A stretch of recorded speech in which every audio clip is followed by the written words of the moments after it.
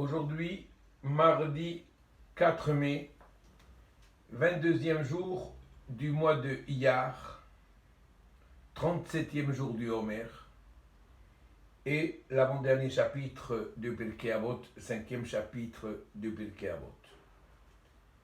Avec l'aide de Dieu, ce Shabbat, nous lirons les deux dernières parashiyot du livre de Vayikra, du Sefer de Vayikra, Behar et Bechukotai, que je parlerai juste après. Je dirai un petit mot sur chacune de ces parashiyot. Mais tout d'abord, quelques nouvelles, bonnes et moins bonnes. Je voudrais commencer, comme je vous ai dit la semaine dernière, car je tenais et je tiens toujours à faire le lien entre Israël et la France et Israël pour toutes les nouvelles qu'on me fait parvenir de la communauté, d'Alfortville en particulier et d'autres. Et je voudrais tout d'abord dédier ce cours, les Ilui Nishmat, pour l'élévation de l'âme de Victor Yehia Amar, le papa de Eric Amar, qui nous a quitté il y a quelques jours, vient d'être enterré à Ashdod.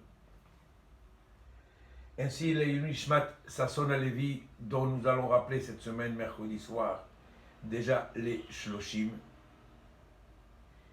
Je ne peux oublier non plus Shalom Shushan, qui nous avait quitté il y a quelques années, le 4 Sivan, juste 2 jours avant Shavuot, et qui avait été enterré la veille de Shavuot. Et je voudrais aussi dédier le cours Les Ilui Nishmat, un jeune homme, Eric Calfon, un fidèle d'Alfortville aussi. Eric Calfon, qui vient de nous quitter, malheureusement, en laissant 5 enfants, dont certains handicapés. Voilà les mauvaises nouvelles, malheureusement. Chez Ibadilou Lechaïm, je voudrais souhaiter Refoua Shlema à tous les malades, en particulier à Eliel Mordechai Yaakov Ben Tzipora et Gabriel Eliezer Wazana. Lui souhaiter un prompt rétablissement, Refoua Shlema Bekaro Bezrat Hashem. Et en même temps souhaiter Mazal Tov, oui, Mazal Tov aussi, aux enfants Bellassen, dont je me rappelle, aux jumeaux, dont je me rappelle que cette semaine, c'était la paracha de leur bar mitzvah. Je leur souhaite jusqu'à 120 ans, en bonne santé et toujours dans la joie.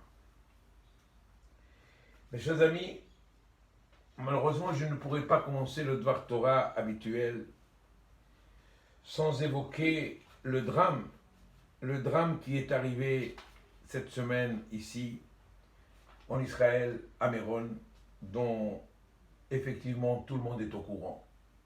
Le monde entier est au courant.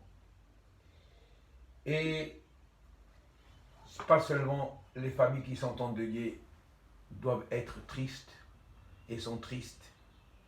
Vous ne pouvez pas vous imaginer.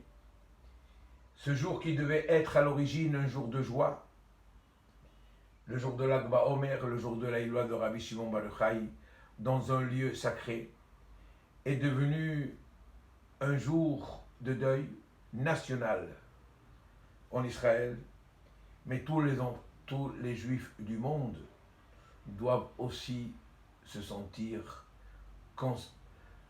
concernés par cette catastrophe. Et le mot n'est pas assez fort pour déterminer ce qu'il y a eu malheureusement. Vous savez, vous me connaissez, je dis toujours que le hasard n'existe pas. Moi, je ne voudrais pas non plus trop commenter cette situation, chercher les coupables. Ce n'est pas du tout mon rôle. Par contre, je sais une chose, ce que tout le monde, tous les rabbinim ici en Israël disent, je les ai entendus jusqu'à présent, c'est la raison pour laquelle je n'ai pas voulu faire cette vidéo auparavant. Ils ont tous dit « Anachnu Hashemim », que ce soit le grand rabbin d'Israël, que ce soit Rav Rosenblum, que ce soit Rav Benayo, le plus grand kabbaliste. Nous sommes tous responsables. Nous sommes tous responsables de ce qui est arrivé, car malheureusement, jusqu'à présent, nous n'avons pas encore réparé ce qui est arrivé aux 24 000 élèves de Rabbi Akiva, qui sont morts pendant cette période, comme vous le savez. C'était le jour de la Lula de Rabbi Shimon bar Yochai que l'épidémie s'est arrêtée, mais elle a repris avec cette grande catastrophe, parce que ils se manquaient de respect les uns vis-à-vis des autres. Et je n'ai pas besoin de vous faire un très grand dessin et vous dire combien nous nous manquons tous sans exception. Que ce soit un homme vis-à-vis de sa femme, que ce soit un homme vis-à-vis de son voisin, que ce soit au niveau du gouvernement, que ce soit un peu partout, combien et combien nous nous manquons de respect. Et voilà, ce qui devait arriver est arrivé, malheureusement. Vous savez, je dis toujours que tout est écrit dans la paracha. Vous n'avez qu'à voir le chapitre 26, verset 37, dans paracha de Bechukotai, dont nous dirons un petit mot après, où c'est écrit clair et net ce qui est arrivé, cette bousculade, cet écrasement, ce piétinement des uns vis-à-vis des autres, comme si on nous poursuivait, comme si on voulait nous tuer, et on tuait sans faire esprit donc les autres. Et ceux qui veulent davantage de renseignements sur ce qui est arrivé, ils n'ont qu'à demander à ceux qui connaissent de prendre le Kli Yakar, c'est un des grands commentaires du Chumash, sur ce verset, et il vous expliquera en long et en large le pourquoi et les raisons pour lesquelles ceci est arrivé. Je répète, Parashat Bechukotai, chapitre 26, verset 37. Bien. Comme je vous disais auparavant, ce sont les deux dernières parachiotes, Behar et Bechukotai. Je voudrais d'abord, avant de parler de Behar, dire un tout petit mot sur Bechukotai, qu'on essaiera de reprendre après. Ezra Sofer, qui a donc organisé les parachiotes chaque semaine, chaque Shabbat, il a fait de sorte qu'avant Rosh Hashanah, nous lisions la paracha de Kitavo, dans Devarim, laquelle elle contient malheureusement des kelalot, des malédictions. Mais juste avant Shavuot, il y a une interruption avec la paracha de Nitzavim Vayeler. Pareil, avant Shavuot, puisque ce Shabbat sera l'avant-dernier Shabbat avant Shavuot, nous allons lire Bechal Bechukotai, et dans Bechukotai aussi, nous allons lire les kelalot, les malédictions. Mais dans les deux cas, il y aura une interruption avec une paracha. D'un côté, avant Rosh Hashanah, la paracha de Nitzavim Vayeler, et avant Shavuot, la paracha de Bamidbar que nous lirons la semaine d'après. Pourquoi? Tout simplement, Ezra Sofer nous dit Tichle Shana Vekilotea, Tachel Shana Ubirchotea. Shavuot aussi, c'est le nouvel an. Le nouvel an pour les fruits de l'arbre. De la même façon, Rosh Hashanah, c'est le nouvel an pour le jugement des hommes. Ici aussi, à Shavuot, c'est le nouvel an des fruits de l'arbre. Rosh Hashanah, les Perot Haïlan. Et c'est la raison pour laquelle on lit aussi, malheureusement, les kelalot, les malédictions. Et nous ferons, juste avant Shavuot, une interruption pour que l'année emporte avec elle toutes ces malédictions. Et que la nouvelle année qui commence débute avec toutes ces bénédictions. C'est ce que je souhaite du fond du cœur. L'année dernière, jusqu'à présent, ça n'a pas été facile pour tous, pour nous tous. Ça n'a pas été facile, la pandémie, le Covid, l'interdiction de voyager, et je n'ai pas besoin de faire comment la liste, elle est très très très très grande. Et malheureusement, ce que nous vivons actuellement, de nouveau, catastrophe après catastrophe, je souhaite que l'on puisse tous dire Dayenu, à condition qui est vraiment le shalom, la paix entre nous, tout d'abord, avant que les autres, nos ennemis, fassent la paix avec nous, que nous puissions faire entre nous-mêmes donc la paix. La paracha de Behar, au début, le sujet essentiel, c'est le sujet de la Shemitah. C'est quoi cette mitzvah de la Shemitah? Eh bien, la Shemitah, c'est la 7e année. Nous devons laisser reposer la terre. En aucun cas, on a le droit de travailler la terre, de semer, de labourer, de profiter de tout ce que la terre donne, alors que le pays Israël, comme vous le savez, c'est un pays essentiellement basé sur la terre, comme nous disons, El Savat Chalak Dvash. C'est une terre où coule le lait, le miel, et une année tout entière, vous imaginez, une année tout entière, ce sera, entre parenthèses, l'année prochaine. Nous devons laisser reposer la terre. En aucun cas, on peut toucher, ni de près, ni de loin, tout ce qui concerne donc la terre. Ça s'appelle la mitzvah de la Shemitah. Est-ce qu'on la respecte? On ne la respecte pas.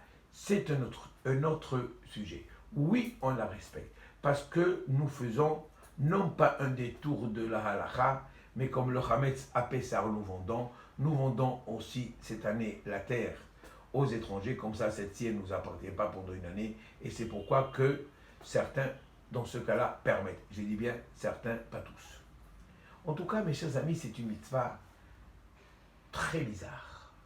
Parce que elle ne dépend uniquement que de la foi.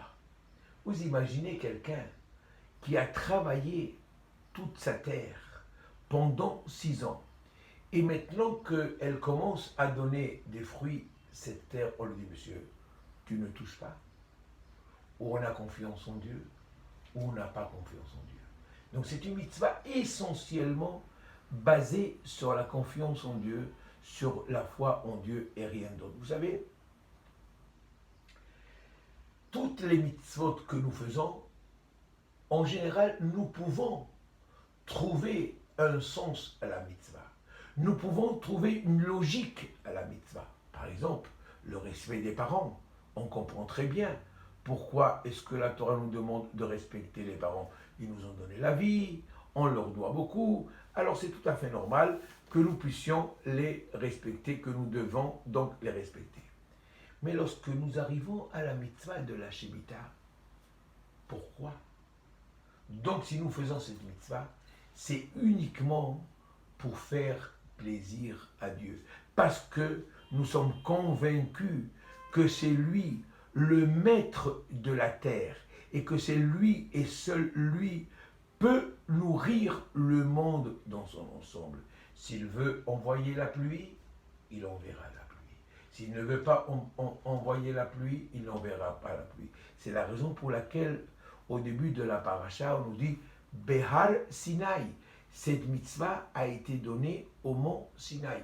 Comme les autres mitzvot ont été données au mont Sinaï, pareil, celle-ci a été donnée au mont Sinaï. De la même façon que si on respecte cette mitzvah, qui nous donnera beaucoup de berachot, beaucoup de bénédictions, car si nous avons la foi, comme quelqu'un, j'ouvre une petite parenthèse, quelqu'un qui malheureusement cette semaine, à la suite de ce qui est arrivé à Méron, a enterré 2 de ses enfants. Je dis bien 2 de ses enfants. Il a levé les yeux vers le ciel, il a demandé à Dieu une seule chose pendant l'enterrement. Dieu, ne me retire pas la foi que j'ai en toi jusqu'à présent. Eh bien, même pour les mitzvot les plus difficiles, comme celle-ci, de sacrifier toute sa terre pendant une année, nous devons continuer à avoir la foi, la confiance en Dieu, malgré des fois les moments difficiles que nous pouvons donc traverser dans notre vie. Oui, je suis conscient que ce n'est pas du tout évident de faire cette mitzvah, mais Dieu nous récompense donc en la faisant. Juste après, nous voyons la mitzvah la mitzvah de Bechukotai, la paracha de Bechukotai.